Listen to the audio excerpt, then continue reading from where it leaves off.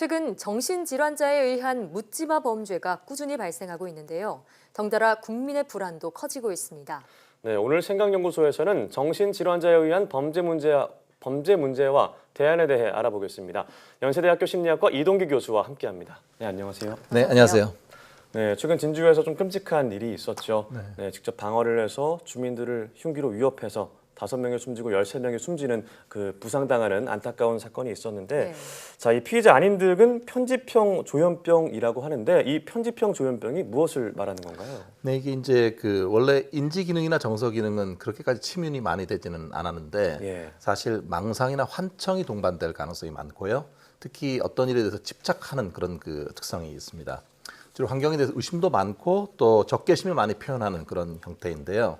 편집성이 높으면 가끔은 되게 놀라울 정도로 계획을 잘 세울 수도 있어요. 네. 근데 이게 우리가 조현병을 앓는다는 그 사실만으로 사실 이 사람들이 범죄자다 뭐 이렇게 말을 할 수가 없잖아요. 그러니까 이게 환자들이 겪는 증상은 상당히 다양하기 때문에 뭐 이러면은 바로 범죄다 이렇게 말하는 건 잘못된 것 같고요. 일부 폭력 성향을 보이는 사람들도 있지만 사실은 조현병이 발병되기 이전에 폭력 행위를 했던 사람들도 많이 있거든요. 오히려 그게 범죄로 이어진다고 보는 것이 좋겠습니다. 실제로 정신진료 환자가 저지른 범죄율은 상당히 낮은데요. 0.003%라고 해요. 많이 낮은 수치군요. 그렇죠. 그러니까 사실 그런데 문제는 뭐냐면 범죄를 저지르는 그 정신질환자들은 대부분 치료를 받지 못한 상태에서 범죄를 저지르는 겁니다. 네. 그래서 이전에 어떤 폭력 전과가 있었다. 그럼 좀 위험 요소가 올라가게 될 것 같고요. 또 특히 이제 피해 의식이 많아가지고 망상이 동반될 경우에는 사회나 다른 사람을 위해서 어떤 복수하거나 보복하는 그런 행동을 할 수도 있습니다. 이럴 경우에는 특히 만약에 어떤 흉기를 소지했다. 그럼 강제로 입원시키는 것이 필요합니다. 자, 그런데 피의자 안인득은 이번 사건이 벌어지기 전에도 주민들에게 위협적인 행동을 한 것으로 좀 알려져 있었다고요. 네, 이게 사실 이전 행동이 다음 행동을 예측하는 중요한 인자가 될 텐데요. 지난 2018년 9월부터 2019년 3월까지 6개월 동안 폭행이라든지 주변의 술집 주인을 폭행했다든지 또는 아파트 주민을 위협했다든지 그래서 경찰이 출동한 것만 8차례라고 합니다. 상당히 많이 있었죠, 그런 게. 특히 이제 위층에 사는 주민하고 심각하게 다투었던 그런 경력이 있는데요. 네, 맞습니다. 그래서 이제 안인득이 위층 사는 주민이 안인득을 피해서 막 도망다니는 것이 CCTV에 찍히기도 했고요. 또한 뭐 위층 사는 그 주민 아파트 앞에도 오물을 투척하는 그런 일도 있었잖아요.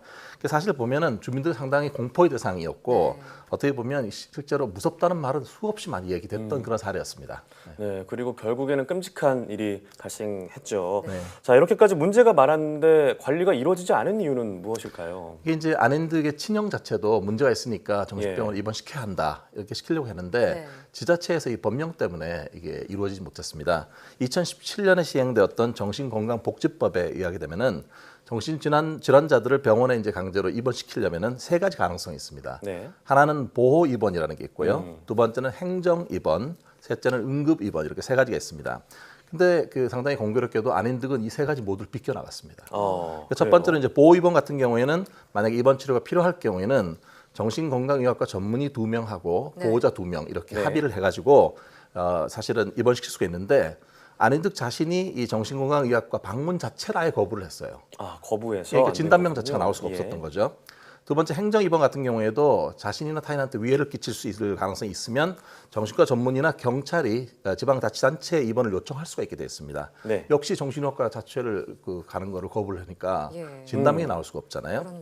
마지막으로 응급 입원 같은 경우에는 사실 이런 사람이 정말 응급 상황이다 이렇게 되면은 의사 1명하고 경찰관 1명이 동의를 하게 되면은 정신건강 기관에 입원을 의뢰할 수가 있게 돼 있습니다. 거부를 하더라도요. 그렇죠. 근데 이전에 이제 범죄를 저질렀을 때 안인득이 상당히 교묘하게 자기의 죄를 뉘우친다 이런 식으로 얘기를 하니까 과연 이 사람이 정말 위험한 사람인가에 대해서 확신이 없었던 것 같아요.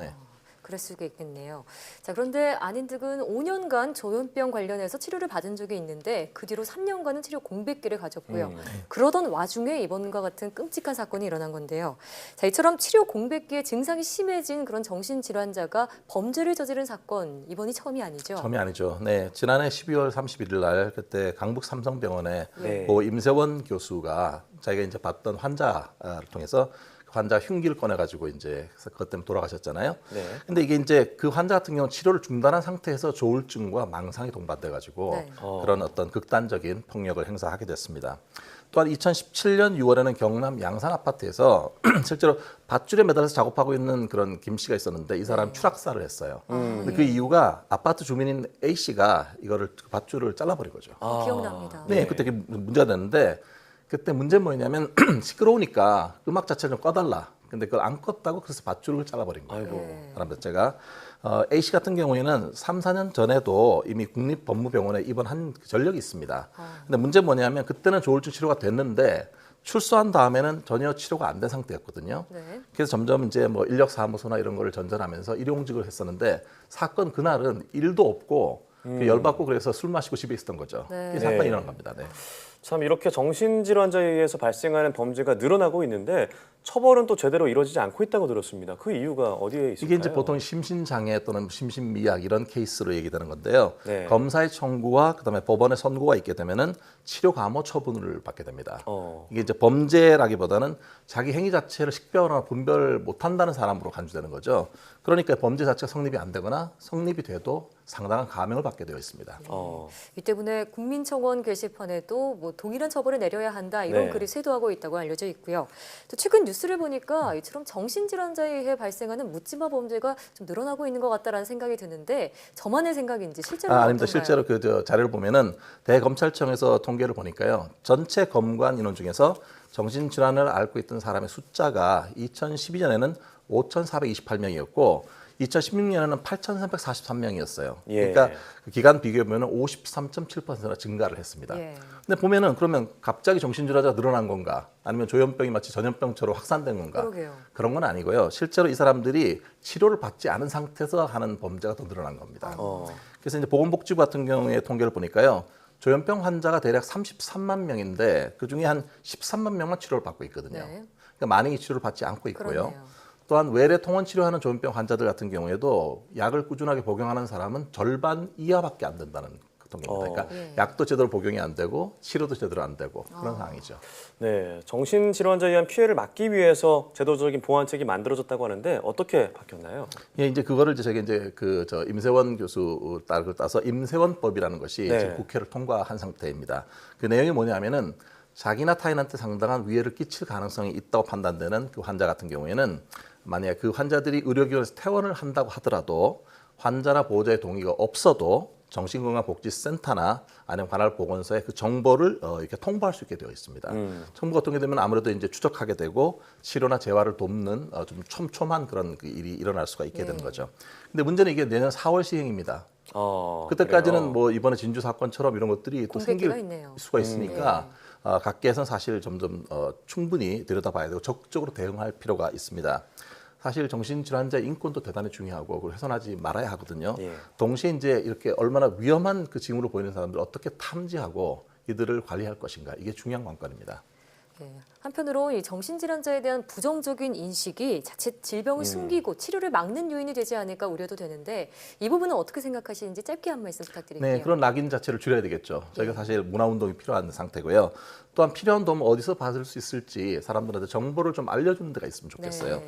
그리고 정신건강 전문가들 사이에도 협업이 좀 필요한 것 같아요. 서로 힘을 합쳐서 이런 위험 징후를 찾아내고 관리하고 이런 것들이 필요할 것 같고 마지막으로는 가족들도 이런 걸 디텍트를 했을 때 탐지하면 바로 연계하는 그런 절차가 필요할 것 같습니다. 네, 이런 질환에 대해서 편견을 갖고 거부감을 갖는 것이 아니라 정말 가까운 사람들이 좀 지속적인 관심을 갖는 게 중요하다는 생각이 듭니다. 예. 네, 지금까지 생각연구소 연세대학교 심리학과 이동규 교수와 함께했습니다. 오늘 말씀 고맙습니다. 고맙습니다.